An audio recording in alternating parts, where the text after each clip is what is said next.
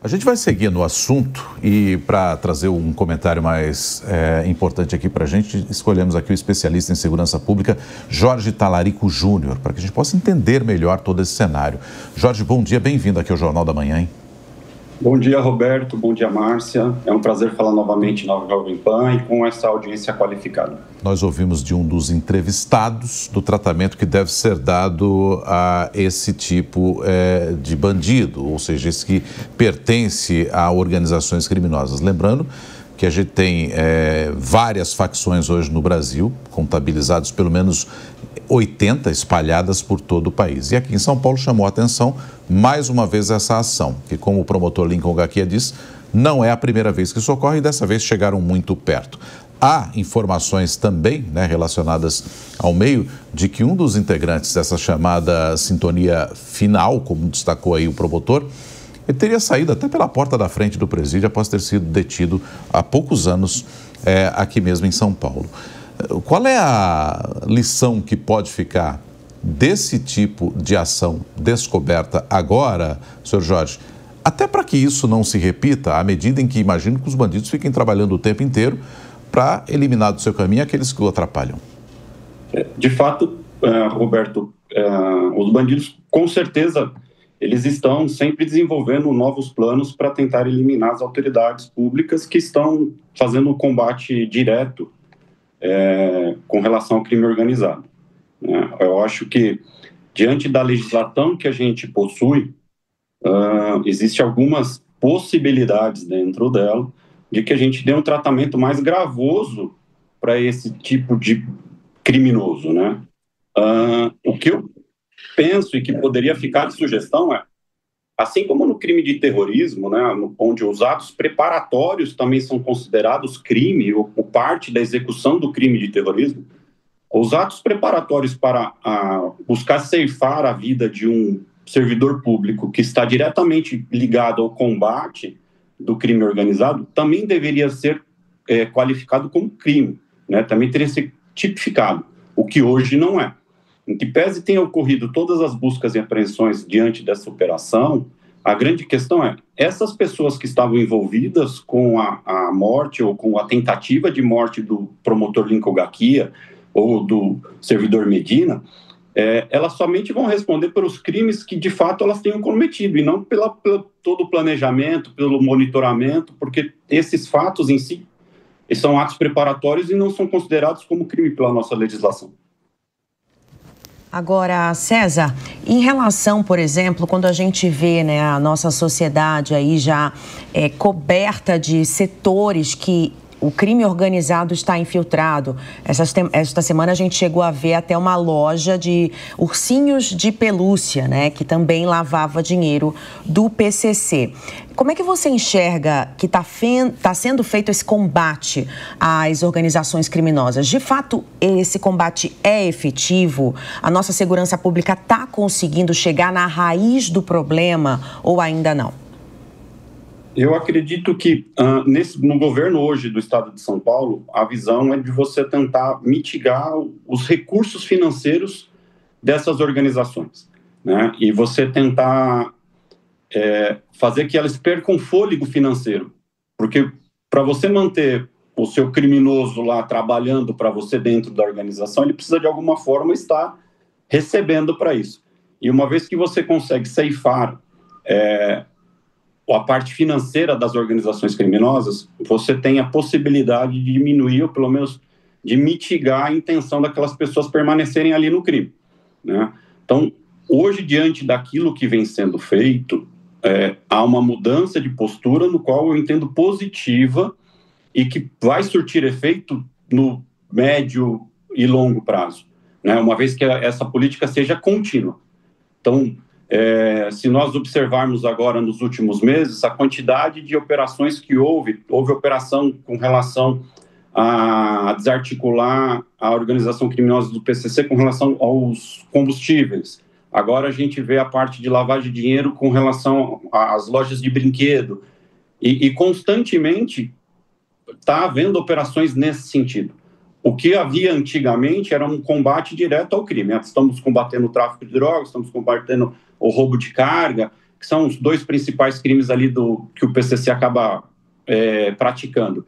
E hoje a gente está vendo uma postura diferente, pelo menos aqui no governo do estado de São Paulo, no sentido de mitigar a questão financeira. O que eu acredito que no médio e longo prazo, como já tinha falado, vai surtir bons efeitos. Ô Jorge, a gente conversou ontem até com o promotor Lincoln Gaki a respeito desse cenário todo, e ele dizia da dificuldade que é você, de algum modo, cortar o chamado salve ou a comunicação do presídio para as ruas, até porque você tem visita de parentes, tem visita de advogados e por aí vai, e essa mensagem pode começar a circular do presídio para as ruas. E nesse sentido, esse projeto antifacção que o ministro da Justiça apresentou nesta semana, prevendo penas mais duras para o crime de facção e até a retomada dos bens desses bandidos que fazem parte dessas facções, ele vai num bom caminho, na tua avaliação? É uma espécie de pontapé inicial para a gente tentar, de algum modo, asfixiar essa situação financeira que você citou? Roberto, assim, o legislativo ele tem uma tendência a acreditar que quanto mais pena ele coloca para o criminoso, ele vai mitigar a vontade dele de delinquir, né? Isso, claro, produz efeito, mas, na minha opinião, uma vez que quanto mais certeza esse criminoso tem de que uma vez que ele cometa o delito, ele vai ser punido, essa sim, para mim, é o remédio que o Estado pode dar ao crime. Então, quanto mais ficar demonstrado que você consegue combater a lavagem de dinheiro, quanto mais ficar demonstrado que você combate o tráfico de drogas, os roubos de cargas, os homicídios, quanto mais você ficar demonstrado que você chega à conclusão daquele crime, você elucida aquele crime, você penaliza aquelas pessoas, esse é o melhor remédio dentro da sociedade para que a gente tenha uma diminuição e que essas pessoas saiam do crime, né? É claro que toda iniciativa que olha para a segurança pública e que tenta trazer alguma solução, ela de fato é positiva, pois ela traz novos agentes, né? Novas ferramentas para o Estado combater o crime organizado. E isso sempre é producente, sempre traz bons resultados. Mas o resultado que todos nós, como sociedade, esperamos é que, uma vez que ocorra um homicídio, a gente tenha certeza que aquela pessoa vai ser punida que cometeu homicídio.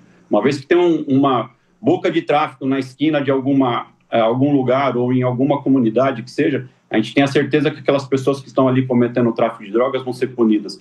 A hora que a gente conseguir atingir este nível de consciência dentro da população, o crime organizado tem a tendência a diminuir.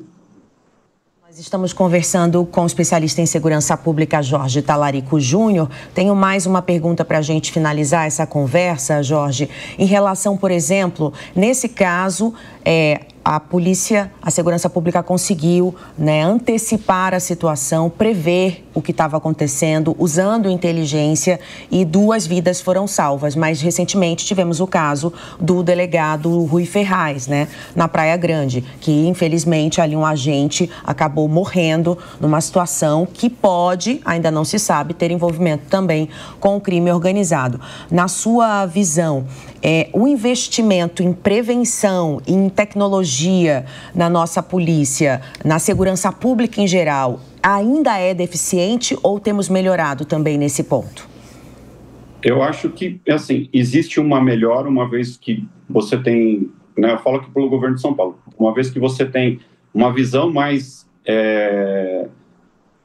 maior para a área de segurança pública, então há um investimento maior, há uma valorização do policial dentro da instituição, e com isso você tem bons resultados, né? O que a gente poderia também falar, Márcia, é o seguinte: nós teríamos que ver dentro dessas nossas forças de combate ao crime organizado a despersonalização dessas pessoas. Hoje a gente tem o nome do promotor Lincoln Gaki como o nome pujante com relação ao combate do crime organizado, sendo que existem inúmeros membros do Ministério Público fazendo esse combate, mas só que ficou personalizado na pessoa dele aquele que combate o crime organizado, né? Assim como o do servidor Medina, que é o que está à frente dos presídios lá do Oeste Paulista, entendeu?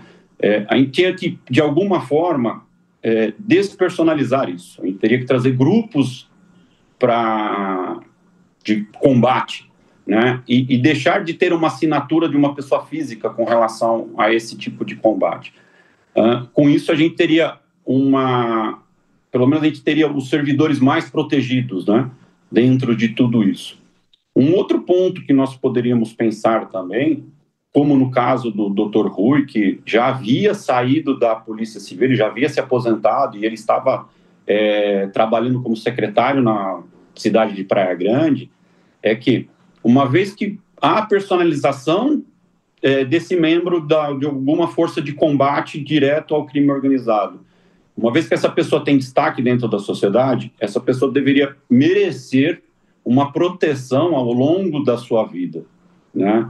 Até que não exista mais riscos com relação à vida dela, né? O que não aconteceu no caso do Dr. Rui, né? Então, uma vez que ele deixou de ser delegado de polícia e ele se aposentou e ele passou a ser secretário junto à Prefeitura de Praia Grande, ele por si só teve que passar a fazer sua própria segurança, né?